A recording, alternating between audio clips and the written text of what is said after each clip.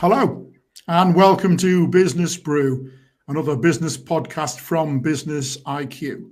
Our very special guest today, Sharon Lane, MD of Tees Components. Hello, Sharon. How are you doing? Hello, Mike. I'm very well, thank you. Are you?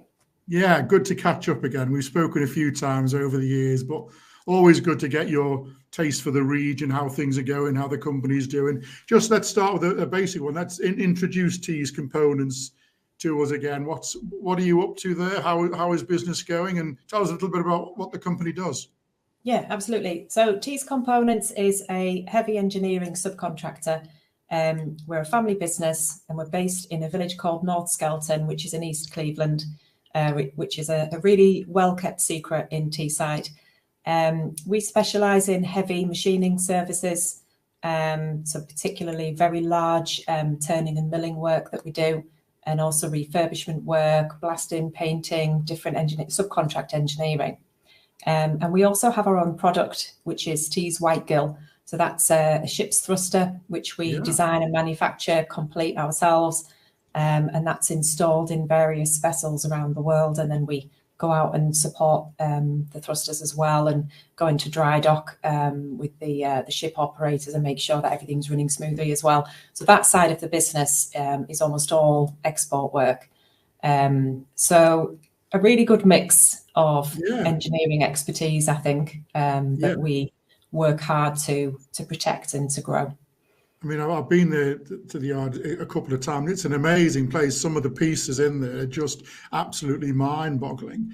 I mean, it's not, it must be just about a year since the extension. So since you were sort of marking the 60th anniversary of the company, I presume as the markets and what you're doing changed sort of radically, or is it basically been the same sort of thing over those time?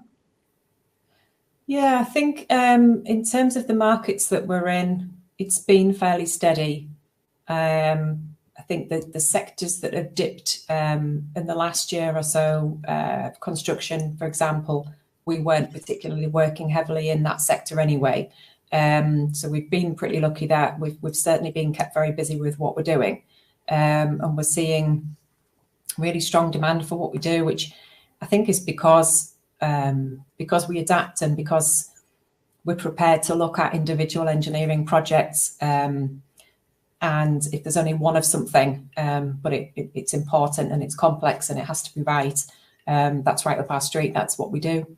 I think you got the reputation, obviously, for absolute precision, because even looking at some of the videos on the site, you know, the tolerances that you're working to are just sort of mind-boggling. But once people realize you can do that and you have the skill to do that, they just want to keep coming back to you. That's having the right skills in place, I suppose. Yeah. Luckily, I think we do have that reputation.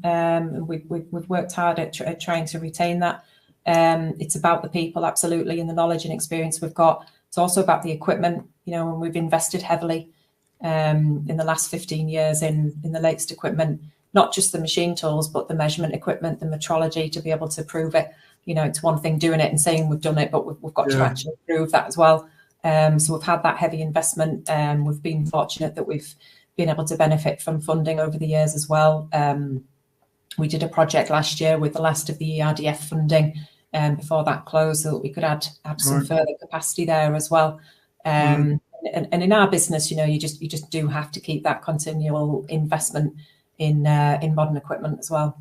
Yeah, that continual investment, I know it's an absolute passion of yours as well, is the young people coming into the industry. I mean, I presume that's still the case now since we last talked, that bringing, let's look ahead to the next 60 years of Tees Components, that bringing in those right sort of people, giving them the right training, offering them careers, that's always been a very central thing for you, hasn't it?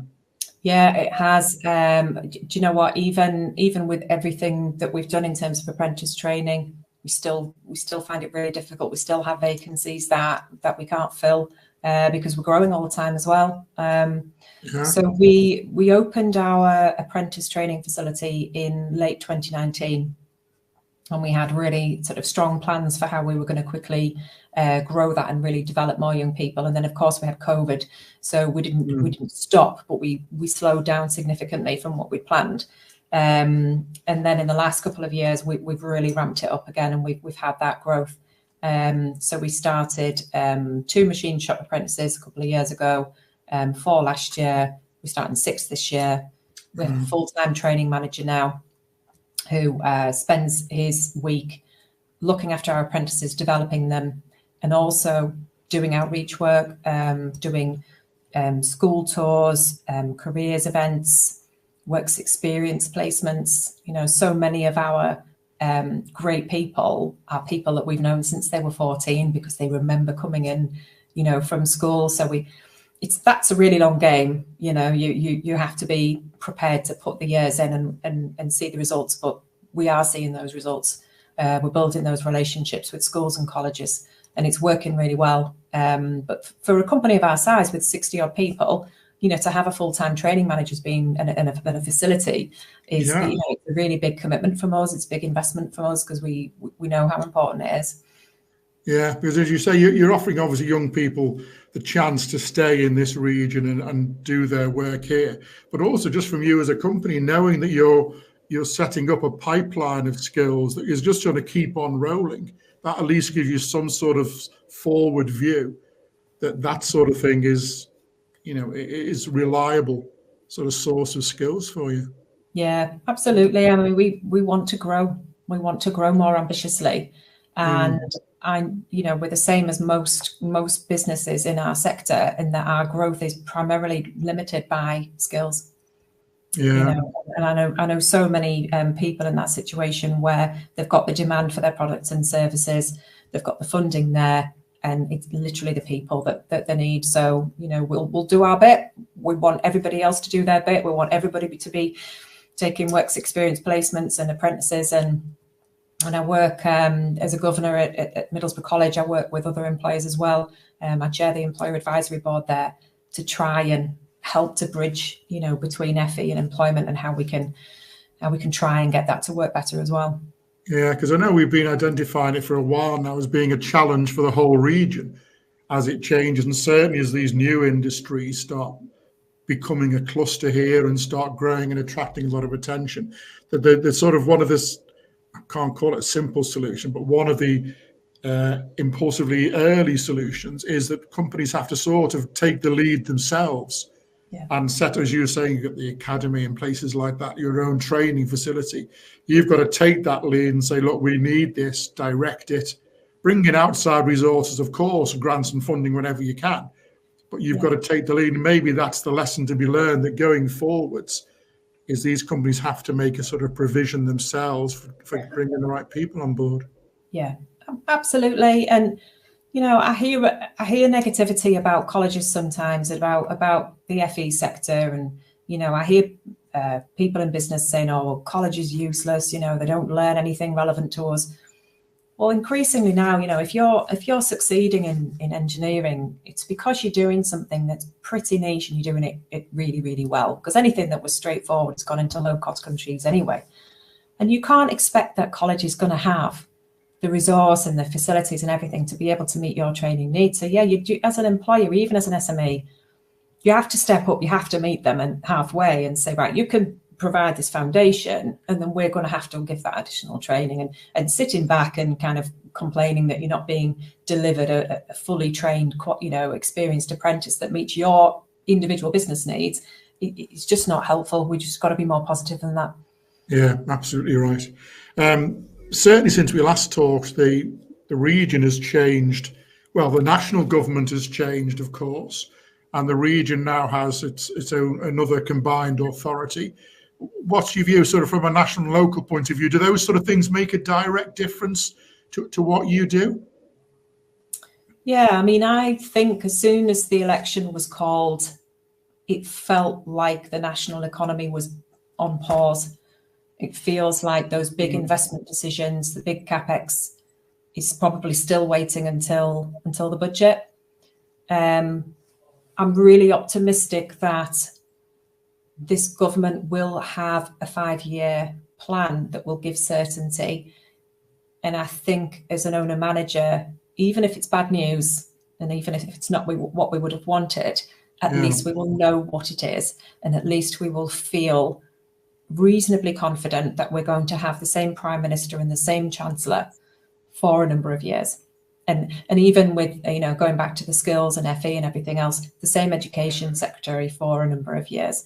And we haven't had that stability for such a long time. And it's been so difficult to make any plans because we've had those external huge changes like COVID, the energy crisis following the Ukraine invasion. But we've also internally had so many major changes. I can't remember how many chancellors, how many, So I think having that stability of leadership, regardless of your political colours, has to be a good thing.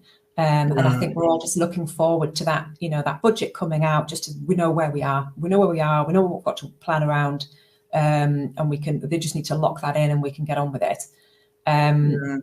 They sound a lot more positive about having an industrial strategy. We haven't had an industrial strategy for a long time. Sure. The last government didn't believe in it for a long time. And it's like anything, if you're not setting your goals and setting out your roadmap of how you're going to get there, it's not going to happen. So the idea of having a joined up plan of infrastructure and skills and investment incentives that we need for our industry in this country is brilliant. We haven't seen it yet. Yeah, So, it's interesting what you say about that, even if it's bad news, because I think people are braced for it being quite a tough budget. But then, as you say, at least that gives you clarity. That's where you are, and you can make plans. But yeah, I suppose that's like when you're running any business, okay, there's going to be some tough decisions, there's going to be some tough things coming our way. So you plan for them and you work through them. Yeah, I mean, I think regardless of who'd won the election, I think we would have seen ways of government getting more money into the coffers, because that's what they need to do right now, and I think that's kind of inevitable. What's important is that this long-term plan for our economy and how that's going to be put in place, and I'm just hopeful that we get some certainty there. Yeah, hopefully so. What's your take on it? Sort of more regionally, Sharon? We've got a new combined authority. Obviously, we've had the Tees Valley one for a little while here now, bringing together the authorities here. Kim McGuinness now has potentially a much bigger job in trying to bring together some really large, powerful authorities.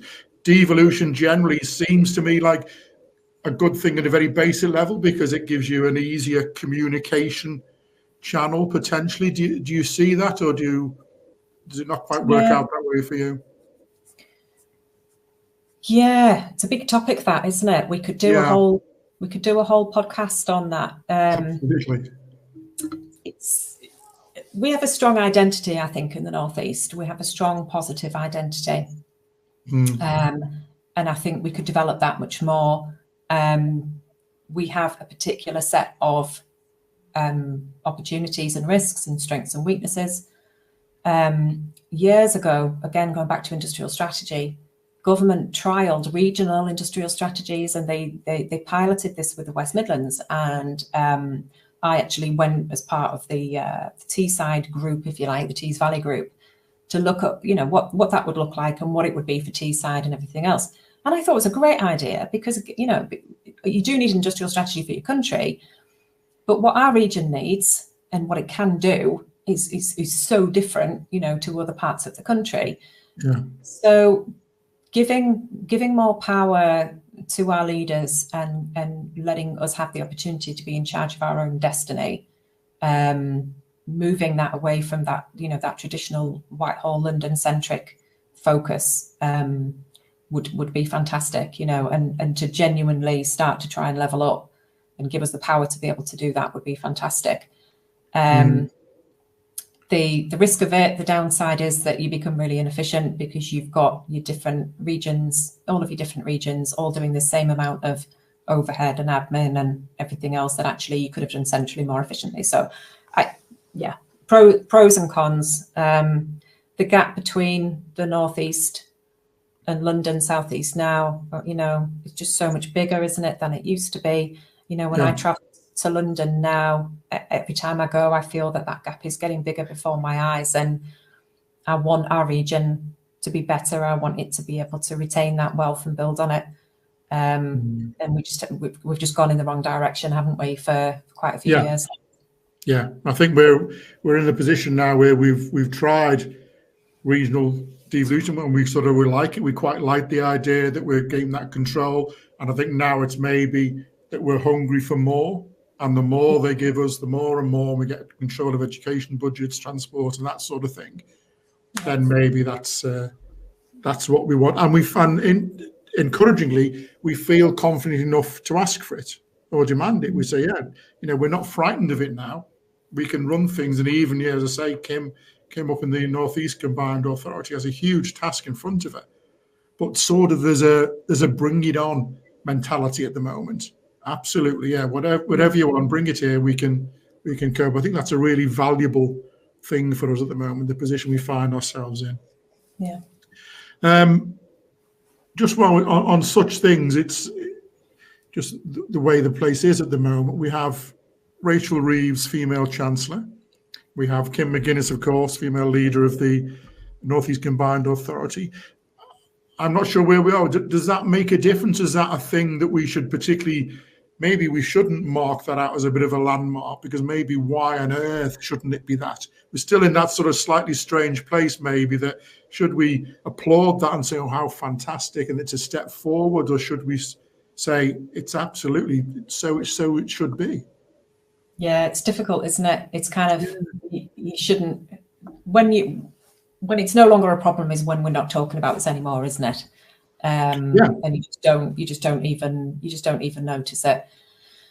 I think the idea of having a diverse leadership team, I really like, to see a diverse cabinet and a stable cabinet, and think that, I think, we don't need to go through all of the research and all of the evidence that a diverse team is much more effective.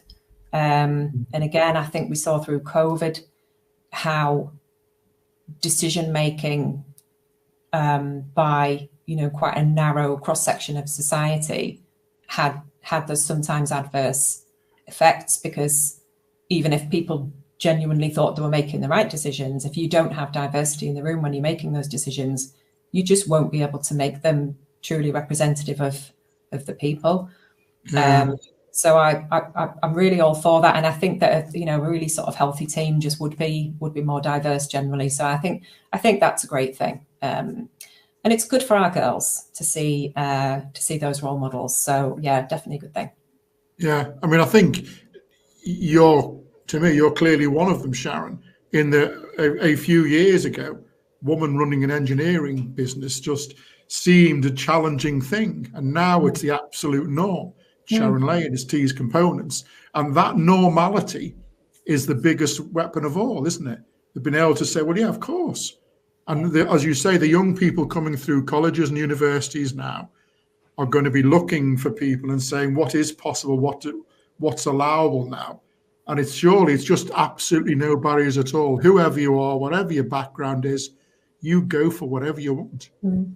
Yeah, I mean, I've definitely noticed that in my career. I've definitely noticed that the reactions that I used to get when I sort of said what I did just aren't there anymore. So I think it is a lot better. I mean, obviously, stats wise, you've still got an issue with retaining women in STEM careers, which is a lot to do with not having flexible working, for example, care duties still more often falling on women than men, and all of those things. But again, I think the tight labour market has been such that in the last few years, it's never been such a good time to be an employee, really. So companies who have never really looked at flexible working before because they tended to employ men and they never really had an issue are really looking at it. Companies that maybe weren't on top of their diversity in terms of their recruitment have had to, they've been forced into it in some cases, but I had to say, actually, we need to be able to attract the whole pool here. So the tight labour market has been really good, I think, for diversity, for flexible working, for all the things that can help women to get into these more male-dominated fields, definitely. Yeah, I've said it for a while now that the new industries, the growing industries, successes, and the fact that we have so much attention on this region at the moment is a golden opportunity to get everything right, to break down all the barriers and just say, yeah, we will do anything here. We can take on new technologies, we can take on new challenges, training, skills, diversity, inclusion, all that sort of thing. This has the potential to be the perfect region. It could all happen if we get our act together. It's still a job to be done, I think. Yeah. And then we just need the weather. We can be a perfect region. We still need the weather. That's the one thing we need to control, yeah. Just brief, how are you looking ahead for the next few months, Sharon? Are you confident about things? You're happy MD at the moment? Yeah, we are enjoying the year. We are pretty much on track of where we wanted to be and what we wanted to do. We are about a third of the way through our 2-year digital strategy. So we're having so much fun looking at all of our processes, looking at everything we do and seeing how we can digitize it, which means bringing in new tech, training, lots of learning. We've had company-wide AI training, which has just been fabulous. And part of this is so that we can get our productivity up, we can provide more value to our customers. But big reason for it is it's more fun, and we are making it more fun for people to do their jobs. So that's been really good and very rewarding. It's a year, as you said, since we opened up our new canteen / open plan area. That's just been transformational for us in terms of what we can do with groups, with again, learning, training.